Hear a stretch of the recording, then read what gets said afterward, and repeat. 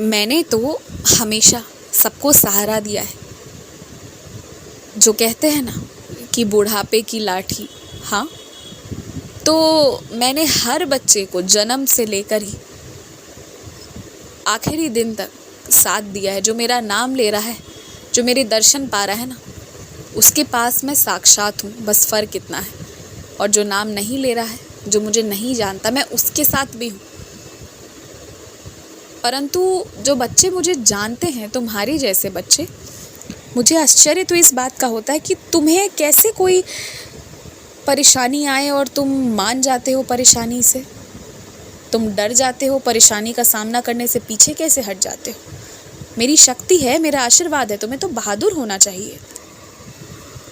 तुम्हारे पास जब साक्षात मैं हूँ, अब बताओ और मैं क्या रख दूँ तुम्हारे हाथ में जो तुम्हें तसल्ली हो जाए। पता है, तुम परेशान अपनी परेशानियों से नहीं होते हो, तुम सबकी परेशानी अपने सर पर ले लेते हो और इसलिए तुम परेशान होते हो। जिनके रिश्ते बिगड़े हुए हैं, अगर तुम उसे संवारने की एक हद से ज़्यादा कोशिश करोगे और जब वो नहीं होगा तो तुम्हें पछतावा होगा, दुख होगा, और वही हो रहा है। अरे जिन दो लोगों को साथ में रहना है, उन्हें रहना भी है कि नहीं, ये तय करने का हक उन्हें है। तुम प्रयास ज़रूर कर सकते हो पर ज़बरदस्ती नहीं कर सकते। और जब इच्छा पूरी ना हो, मतलब मन में जो सोचा हुआ था वो ना हो, तो इस तरह परेशान और हताश होकर जो बैठते हो, ये सबसे गंदी आदत है तुम्हारी। ऐसा तो बिल्कुल ही नहीं होना चाहिए। क्या है तुम्हारे वश में? तुम जो सांस ले रहे हो वो है तुम्हारे वश में? नहीं ना। तो फिर यहाँ दो लोगों के जीवन का बात है। जीवन मतलब बहुत लंबा समय, पूरा जीवन। तो ये खराब नहीं होना चाहिए। फैसला लेने दो। और ऐसी बहुत सारी चीज़ें होती हैं। जिन लोगों ने अपनी लापरवाही से अपना स्वास्थ्य खराब किया है, तो इलाज के दौरान उनके शरीर में सुई लगती है, उन्हें तकलीफ़ होती है, तो तुम उदास हो जाते हो। मुझे पता है, बीमार देखकर तुम्हें उदासी होती है, तुम दुखित होते हो, लेकिन साथ में तुम्हें ये समझना होगा कि ये उनके ही कर्म का फल उन्हें मिल रहा है। अब अगर तुम ये दुआ करोगे कि साईं इन्हें सुई ना मिले, इन्हें दवाई ना खानी पड़े, तो एक बात बताओ, क्या मैं उन्हें बीमार छोड़ दूँ, उन्हें ठीक ना करूँ?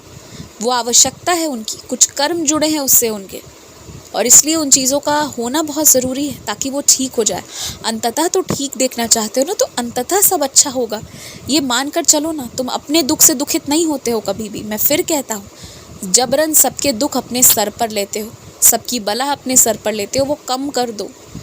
और बहुत दिनों से हनुमान चालीसा का तुमने पाठ नहीं किया है, तुम हनुमान चालीसा का पाठ करो। तुम्हारे रुके हुए कुछ काम है जो बहुत दिन से रुके हुए हैं, कुछ महीनों से रुके हुए हैं ना, हाँ, उस रुकावट को वीर हनुमान जी ही हटा सकते हैं और वो सारे उन बाधाओं को तोड़कर इतना दूर कर देंगे तुम्हारे जीवन से कि तुम एक फैसले पर पहुंचोगे। जहां फैसला नहीं ले पा रहे हो, वहाँ एक बहुत अच्छा और बहुत बड़ा फैसला ले लोगे।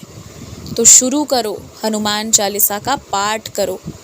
वो सब तुम्हारी इच्छाओं को भी पूरी करेगा और तुम्हें थोड़ा सा और समझदार बना देगा कि तुम्हें क्या नहीं करना है। खुश रहो, मुस्कुराते रहो, और मैं आजीवन तुम्हारे साथ हूँ, ये याद रखो। कोई राशि, कोई ग्रह मुझे और तुम्हें अलग नहीं कर सकता। मत डरा करो।